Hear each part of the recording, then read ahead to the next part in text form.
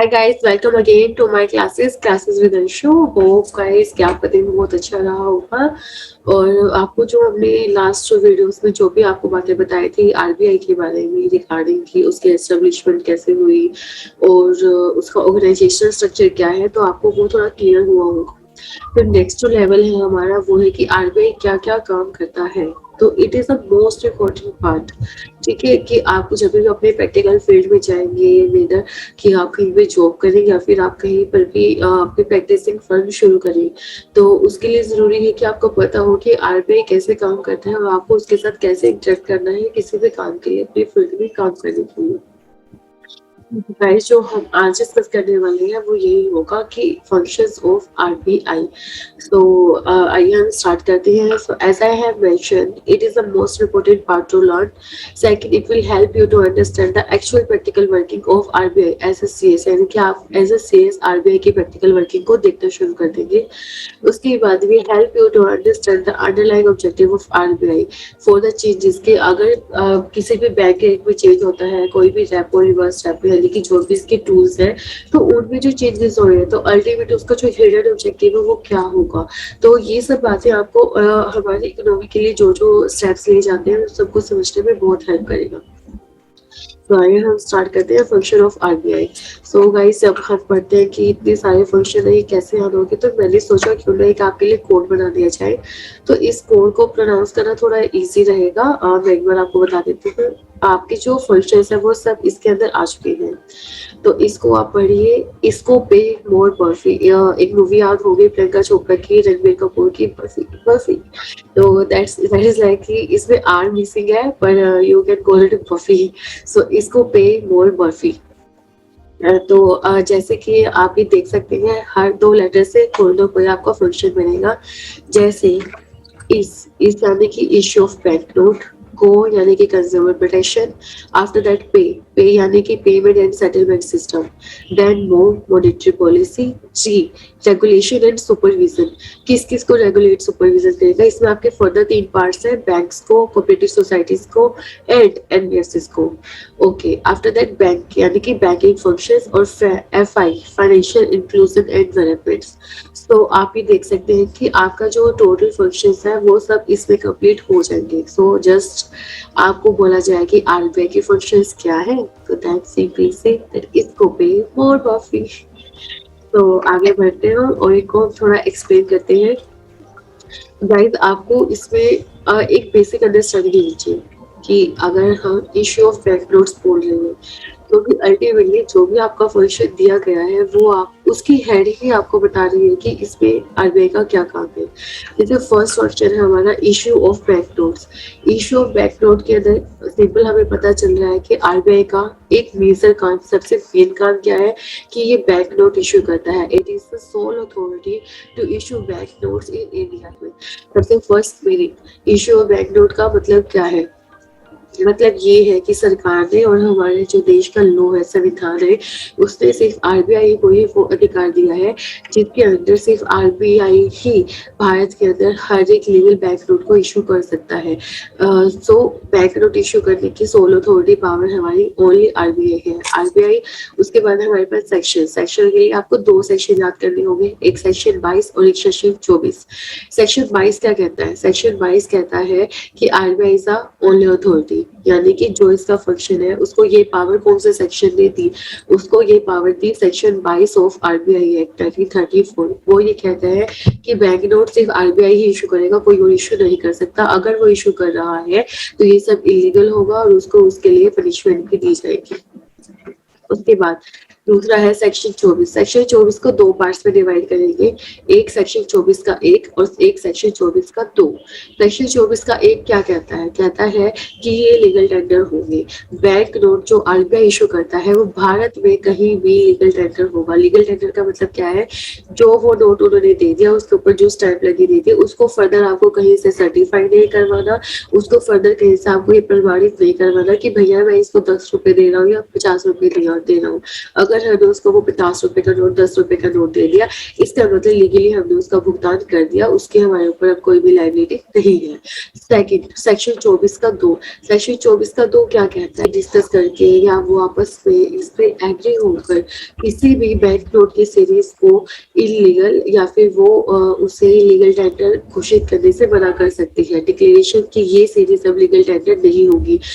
इसका सबसे current example है हमारे पास जो हमारा डिमोनेटाइजेशन हुआ था, सबको याद तो होगा, किसी के 500 किसी के 1000 सालों का छुपा हुआ माल जेब से निकल आ गया था, चाहे वो मेरी मम्मी हो चाहे वो आपकी मम्मी हो, ठीक है। तो वो जो माल निकल के आया था वो क्यों आया था, बिकॉज आरबीआई ने डिक्लेयर कर दिया था कि अब भैया 500 और 1000 रुपए की जो सीरीज है वो लीगली वैलिड नहीं है, वो लीगल टेंडर नहीं है, अब भी नोट रखने का कोई मतलब नहीं है। तो ये सब किसके अंदर आता है, सेक्शन 24 के 2 के अंदर। अब बात करते हैं थर्ड पॉइंट यानी कि अदर्स। अदर्स का मतलब क्या है, अदर्स में कि जो हमारा तो जो नोट है उसका डिजाइन क्या होगा, उसको कितने नंबर के कितने नोट छापने हैं, यानी कि 500 के कितने नोट छपेंगे, 1000 के कितने नोट छपेंगे, 500 के छपेंगे या नहीं छपेंगे, यानी कि ये डिसाइड करना कि कौन सी सीरीज लानी है, कितनी लानी है, कितनी नोटों की लानी है, ठीक है, डिसाइड करना उस चीज को। उसके बाद उसकी इम्प्लीमेंटेशन, यानी कि हमने एक बार सोच लिया कि भैया ये चाहिए, उसके बाद इसको इम्प्लीमेंट करना। मार्केट में कोई भी सोल्ड या कोई भी टर्न नोटिस है, यानी कि जो नोट खराब हो चुकी है उसको सर्कुलेट करके वापस बैंक्स में लाना और उस सीरीज को कैंसिल करके अच्छी नई नोट को पब्लिश करना। तो इस तरह से नोटों को जो मेंटेन करने का काम है इसके लिए सिर्फ आरबीआई ही रिस्पॉन्सिबल है और ये राइट भी आरबीआई को ही दिया गया है। तो सिंपल भाषा में अगर हम कहें कि राइट के साथ रिस्पॉन्सिबिलिटीज भी जाती है।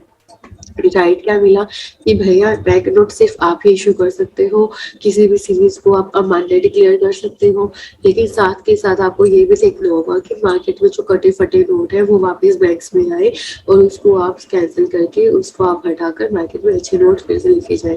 तो ये सारा का सारा काम कौन हैंडल करेगा, सारा का सारा काम हैंडल करेगा आरबीआई। कोइन मिलकेज एक्ट, आरबीआई एक्ट, तो ये सब के सब मिलकर इसको रेगुलेट करते हैं। तो मोटी भाषा में इश्यू ऑफ बैंक नोट हमारा यही है। उम्मीद करती हूँ आपको समझ में आया होगा। अब नेक्स्ट हमारा एज पर आपको शो हो रहा है, it is consumer protection. Consumer protection RBI ये देखता है कि इसके कंज्यूमर प्रोटेक्शन के 4 मेन ऑब्जेक्टिव पूरे हुए। 4 कौन से, सबसे पहले उनके जो इंटरेस्ट है उसको प्रोटेक्ट करना, उनको टाइम टू टाइम अवेयर करना कि बैंक्स में क्या क्या रूल्स आ रहे हैं, आपको कैसे बचना है, उनको नई नई फैसिलिटीज अवेल कराना, उनको टाइमिंग फैसिलिटीज अवेल कराना ताकि उनको कोई भी प्रॉब्लम ना हो। और फोर्थ, यदि उनको कोई प्रॉब्लम हो रही है तो उसका समाधान करना, यानी कि ग्रीवियंस रिडक्शन। कंज्यूमर प्रोटेक्शन के लिए आरबीआई ने ये सोचा तो it is required consumer protection as per law required by BR act, banking regulation act 1949। Every decision by RBI should be taken, उसको ये ध्यान में रखकर लेना है कि इसका डिपॉजिटर के इंटरेस्ट के ऊपर क्या इफेक्ट होगा। अगर उसको कहीं से भी लगता है कि ये कहीं ना कहीं हमारे डिपॉजिटर के इंटरेस्ट को हार्म कर रहा है, उसके लिए अच्छा नहीं है, तो वो डिसीजन वहीं पर चेंज हो जाता है या उसके लिए कुछ भी अमेंडमेंट्स ला दी जाती है। जैसे किसी बैंक को लाइसेंस देना या डायरेक्शन इशू करना, इन सब का किसके ऊपर क्या इफेक्ट रहेगा, ये सब चीजें सोचकर ही वो डिसीजन लिया जाता है।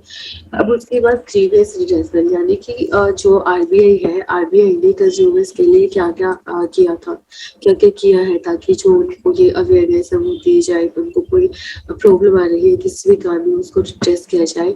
तो इसमें आता है सबसे पहले कस्टमर सर्विसेज डिपार्टमेंट जो 2006 में शुरू हुआ था। उसके बाद है हमारा कंज्यूमर रिड्रेसल सेल, जिसको बाद में कंज्यूमर एजुकेशन और प्रोटेक्शन डिपार्टमेंट में चेंज कर दिया गया था। थर्ड नंबर पे है बीसीएसबीआई। बीसीएसबीआई क्या है, banking code and standard board of India.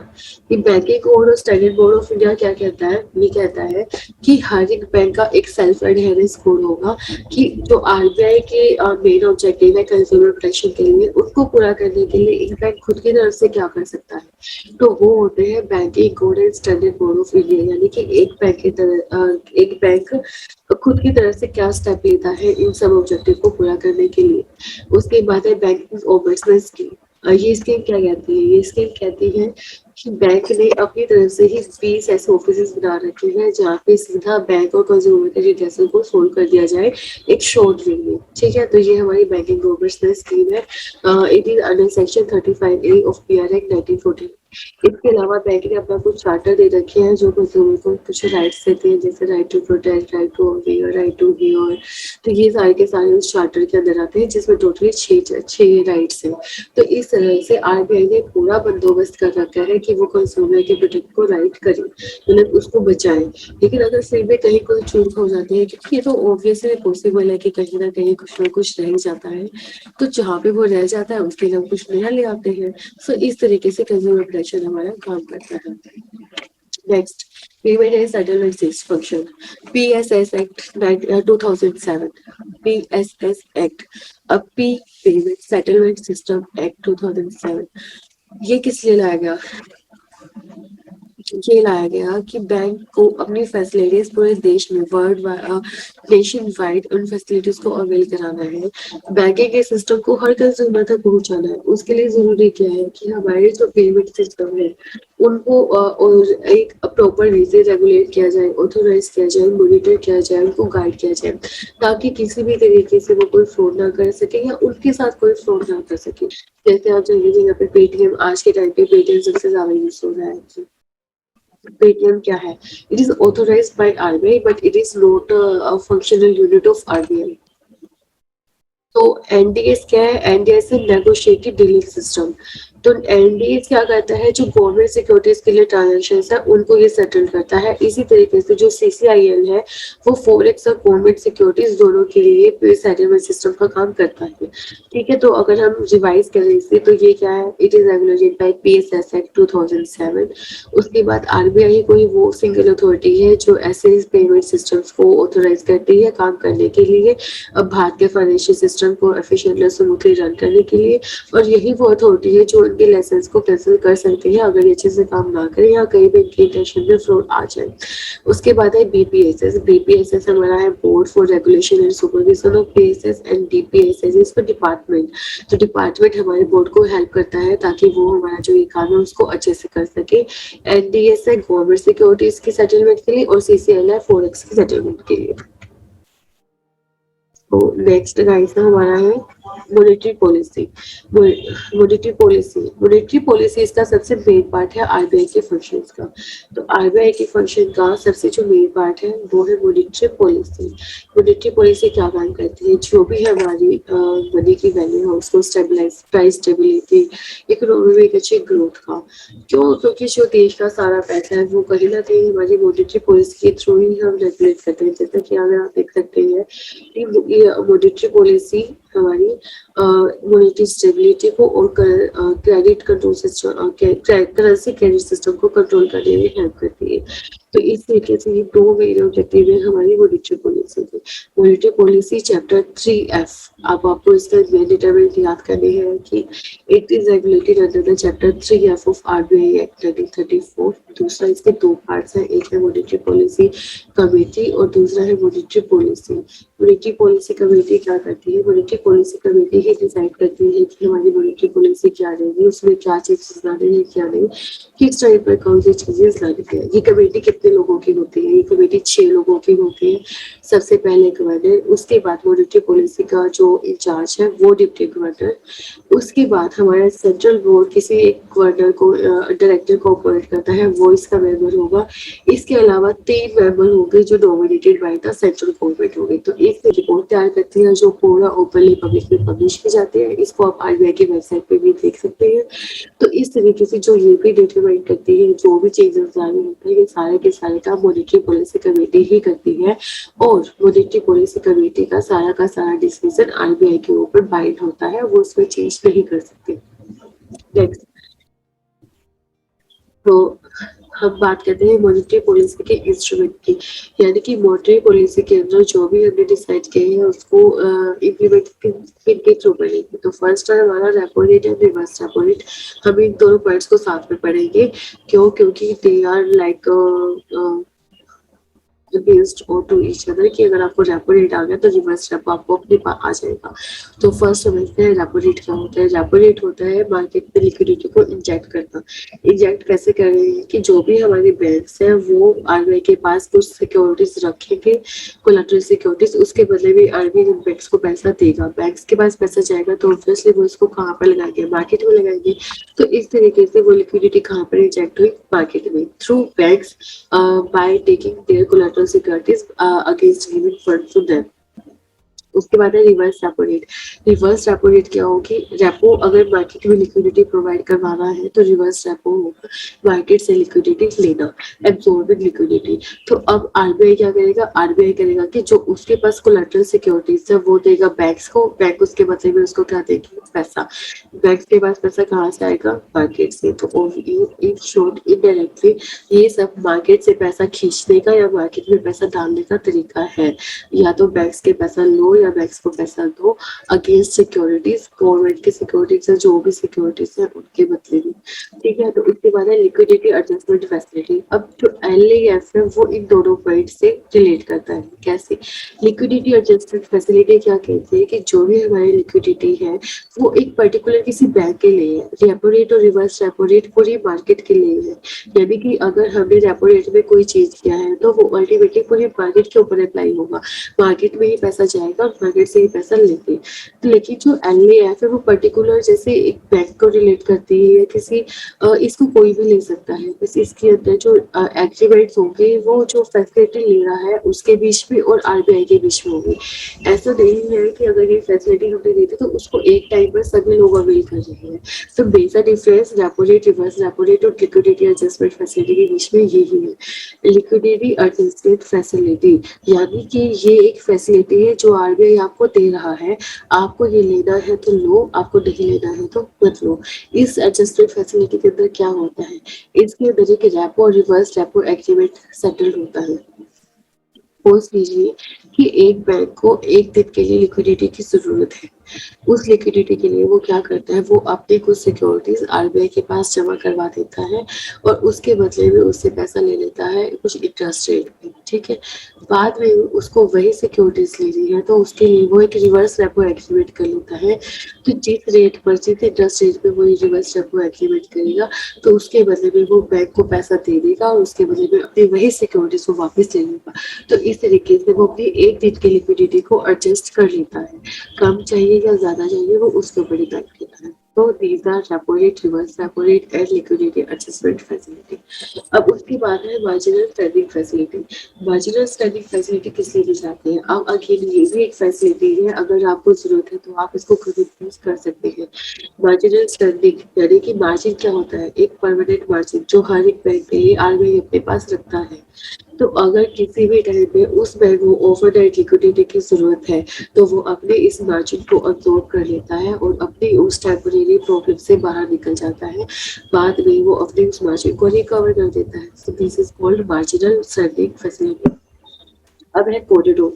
Corridor हम सिंपल भाषा में देखते हैं, कॉरिडोर क्या होता है, एक गैलरी से होते हैं, एक इधर एक इधर, उन दोनों के बीच में एक जो चीज आती है वो होता है हमारा कॉरिडोर। फिर जो हमारा कॉरिडोर है वो हमारा बैंकेट और एमएसएफ के बीच का कॉरिडोर होता है। इन दोनों के जो भी रेट्स होते हैं इसके बीच में जो हमारा गैलरी निकलती है वो होता है हमारा कॉरिडोर। उसके बाद है हमारा बैंक रेट। बैंक रेट वो होती है जिस पर आरबीआई कोई भी बिल या तो डिस्काउंट करने को तैयार होता है या वो उसको खरीदने को तैयार, ठीक है, या बेचने को या लेने को, इन दोनों एक वो फिक्स रेट होती है उसे बोला जाता है bank rate.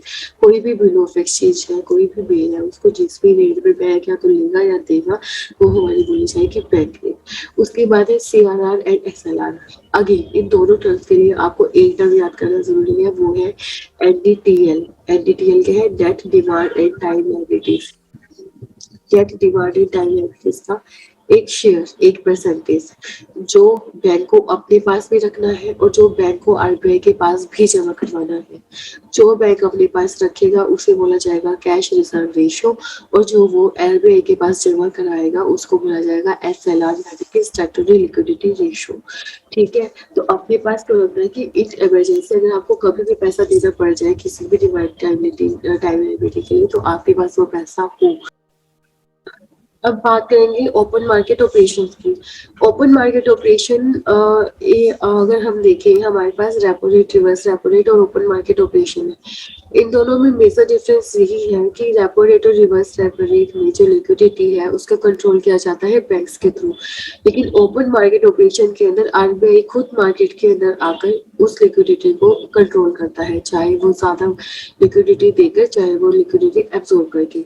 Open market as the name shows कि मार्केट में ओपनली आरबीआई सिक्योरिटीज को बेचता है या खरीदता है। अगर वो बेच रहा है तो इसका मतलब उसके पास पैसा आएगा, एब्जॉर्बिंग लिक्विडिटी। और अगर वो मार्केट में लिक्विडिटी बेच रहा है तो सॉरी खरीद रहा है, तो इसका मतलब क्या होगा कि वो अपना पैसा मार्केट में डाल रहा है, यानी कि इंजेक्टिव लिक्विडिटी।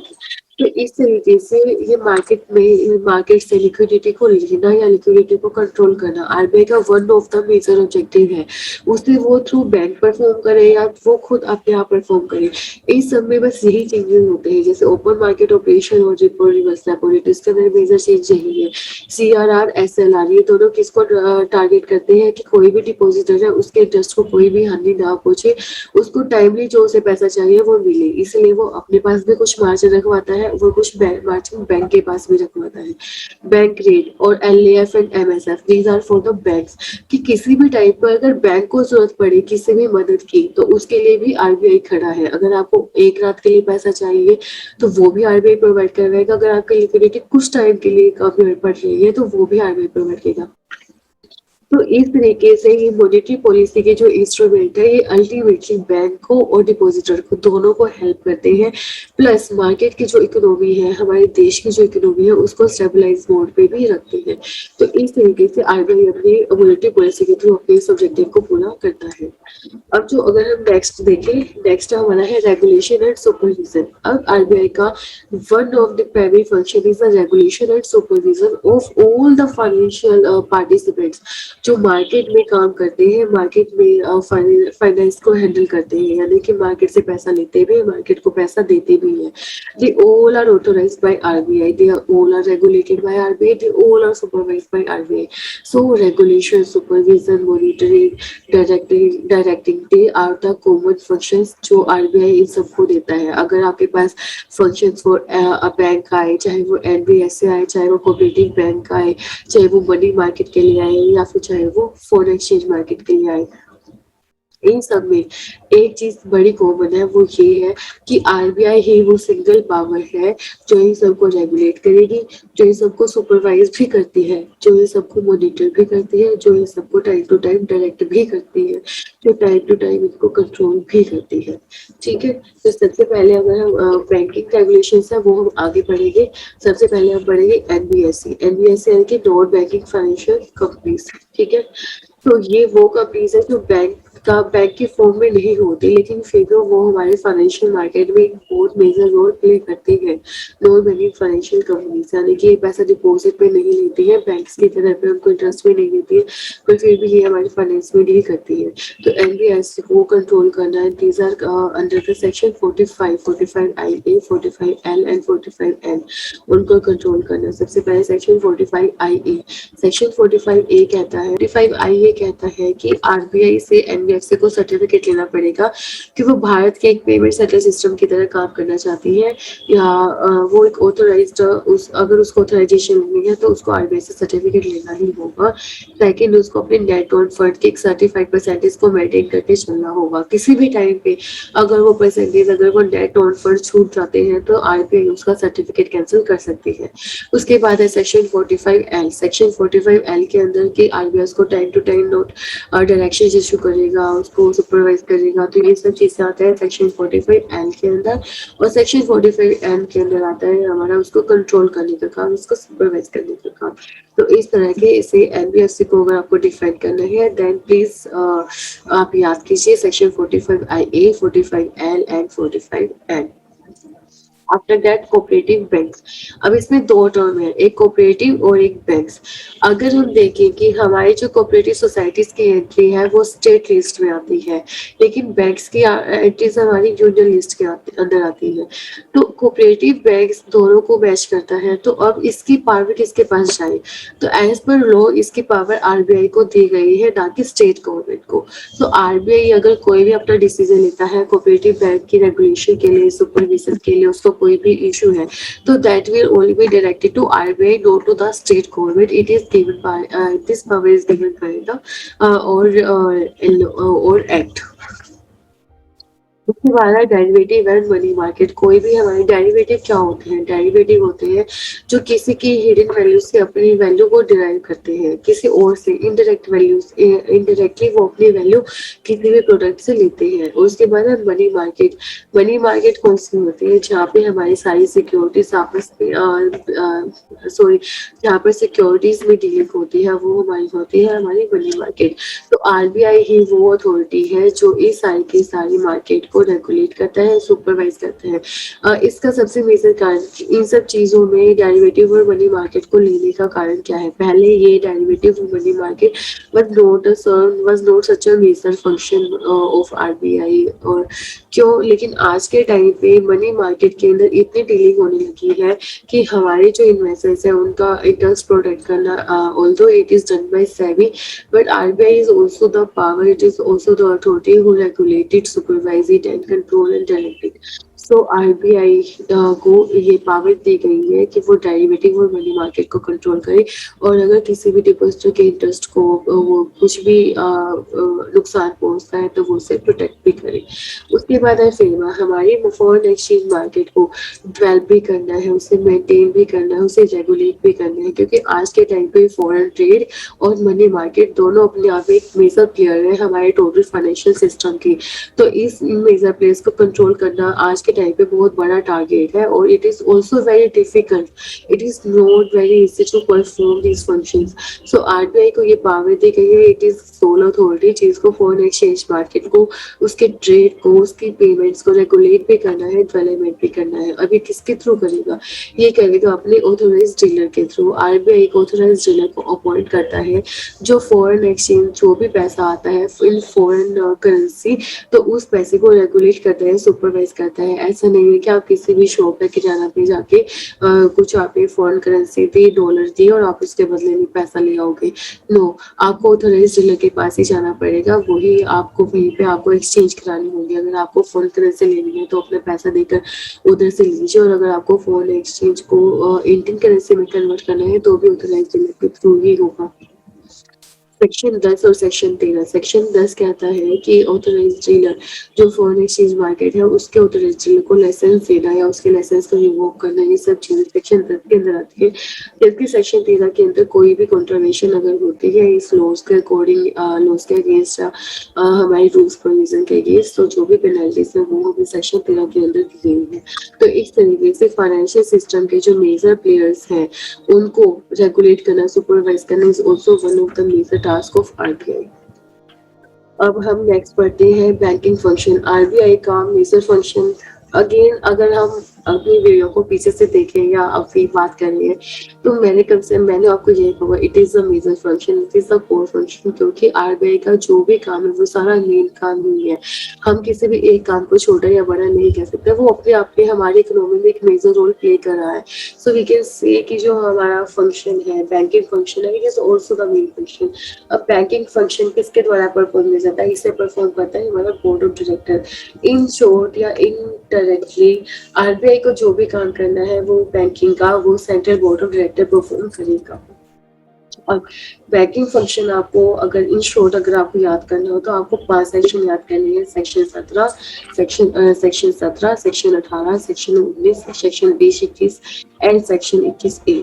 सेक्शन 17 क्या कहता है? सेक्शन 17 कहता है कि आरबीआई जो भी बैंकिंग के काम कर सकता है वो सब इसके अंदर दिए गए हैं कि आरबीआई क्या क्या काम कर सकता है इन बैंकिंग फंक्शन। उसके बाद सेक्शन 18 कहता है कि RBI is the lender of last resort. अगर आपको भीड़ बड़ी में मुश्किल में कोई भी सहारा दिखता है तो प्लीज जाइए आरबीआई के पास, आपकी वो फाइनेंशियल मदद जरूर करेगा। So it is the lender of last resort. उसके बाद सेक्शन 19 कहता है, 19 के अंदर वो काम दिए गए हैं जो आरबीआई के लिए प्रोहिबिटेड है, वो काम आरबीआई नहीं कर सकता। सेक्शन 20-21 का कहता है कि आरबीआई स्टेट और सेंट्रल गवर्नमेंट के बैंकर की तरह काम करेगा। It will be section 20 and 21 states that RBI can act as the banker to central government and state government। अब सेक्शन 21 से क्या कहता है, अभी यह सेंट्रल गवर्नमेंट है तो उसको तो कुछ प्रिविलेजेस मिलने ही चाहिए। तो सेक्शन 21 से क्या कहता है कि स्टेट गवर्नमेंट को अगर आरबीआई को अपना बैंकर अपॉइंट करना है तो उसके बीच में और आरबीआई के बीच में एग्रीमेंट होगा। उस एग्रीमेंट के बाद ही RBI will act as the banker to that state government. पर ऐसा कोई एग्रीमेंट स्टेट सेंट्रल गवर्नमेंट के लिए जरूरी नहीं है, उस एग्रीमेंट सेंट्रल गवर्नमेंट के बीच में नहीं होता। तो इस तरह से हमारे बैंकिंग फंक्शन हो चुके हैं। आप याद कीजिए सेक्शन 17, 18, 19, 20, 21, 21 तो आपके बैंकिंग फंक्शन आ जाएंगे। उसके बाद सबसे लास्ट है हमारा financial inclusion and development. As we can see in the slide that it is something beyond the rule book to regulate and the unauthorized and unregulated money lender of the country। सबसे बड़ा unauthorized और unregulated money lender कौन है? हम सबके घर में हमारी मम्मा, ठीक है। क्यों? क्योंकि अगर हमें भीड़ बड़ी में कुछ भी दिखता है तो मम्मा प्लीज इतने पैसे दे दो ना।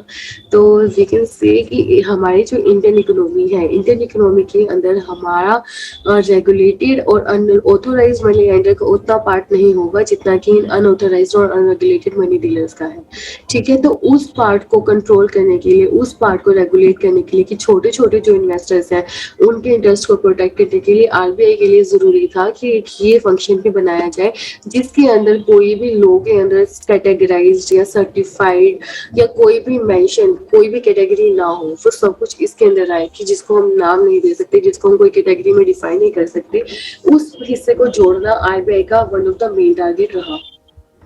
उसके अकॉर्डिंग जो ये अनऑथोराइज्ड और अनरेगुलेटेड मनी लेंडर थे उनको डाला गया फाइनेंशियल इंक्लूजन एंड डेवलपमेंट के लिए, ताकि हमारे देश की इकोनॉमी को अगर हमें स्टेबलाइज करना है तो उसका रेगुलेटेड प्लस अनरेगुलेटेड दोनों पार्ट्स को कंट्रोल करना बहुत जरूरी है। तो इसीलिए इसके नाम दिया गया फाइनेंशियल इंक्लूजन यानी कि उस छोटे छोटे तबके को, उन छोटे छोटे इन्वेस्टर्स को इस फाइनेंशियल सिस्टम के अंदर लाना और फिर मिलकर हमें ग्रोथ करना, वो इसका सबसे मेजर पार्ट रहेगा। तो इस तरीके से हमारे जो फंक्शंस थे, हमारे फंक्शन पर फोटो भी perform by RBI, they are scoping more working. मैं फिर से याद दिला दूं क्योंकि मुझे बड़ा अच्छा लगता है ये बोलकर, ठीक है। उसके अलावा पब्लिक डेप्ट फंक्शंस है, जैसे हमारा पब्लिक डेप्ट फंक्शन क्या कहता है कि गवर्नमेंट की सिक्योरिटीज को कैसे मेंटेन करना है, कैसे उसको रेगुलेट करना है, उसके लिए भी आरबीआई को ही पावर दी गई है under the government securities act, ठीक है। पहले इसकी जगह पे पब्लिक डेप्ट एक्ट 1944 था, तो उसको पूरी तरह से रिपील नहीं किया गया है, पर ऐसा नहीं कह सकते कि उसको पूरी तरह से हटा दिया गया है। पर जहाँ भी हमारा गवर्नमेंट सिक्योरिटीज एक्ट आ जाता है वहाँ पे हमारा पब्लिक डेप्ट एक्ट पीछे हट जाता है और हमारा जो गवर्नमेंट सिक्योरिटीज एक्ट है वो उसके ऊपर प्रिवेल करेगा, ठीक है।